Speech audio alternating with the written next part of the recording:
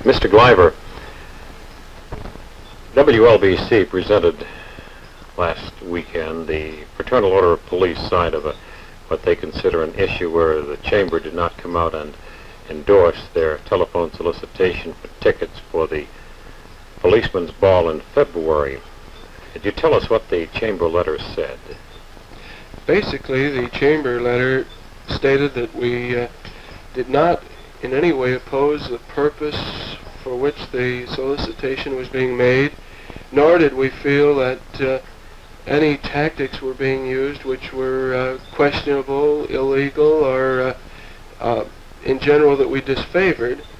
But it was a matter that within the rules set up under the Chamber's solicitation control, this comes within those types which the Chamber cannot approve for reasons which really are based on what's being done in the solicitation.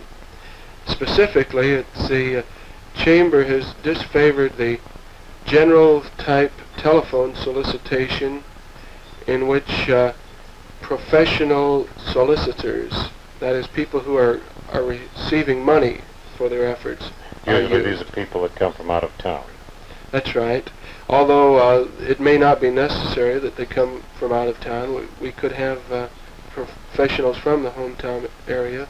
We also find that in further investigation, the general telephone solicitation often involves use of a boiler room. That is really a very professional setup then, with many telephones, the professionals calling from a room in which many telephones are connected in, and it allows them to run this almost like an assembly line. The reason that these types of operations are disfavored is that we see a growing number of solicitations, and the people are often taken at odds as to whether the solicitation is for a good purpose or whether their money is going to the good purpose which they know about. And this is where we disfavor the professional type solicitation with a boiler room, because first thing you know, you're building up your costs of operation of the solicitation for a very worthwhile program, to the point where it's impossible to assure that the greatest number of the funds solicited are going to the worthy purpose.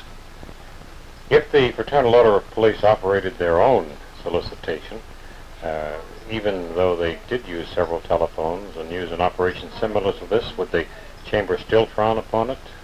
Well, this is getting into an area we've not had to experience, but I believe that the flexibility within which the rules operate would allow for solicitation by the volunteer members of an organization.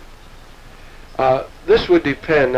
Even volunteers can get to be so professional, and as a matter of fact, in doing so, raise their costs so high that carrying on the solicitation becomes a major part of the costs of the program that they're financing. Would you say that the Chamber is opposed, period, to telephone solicitations?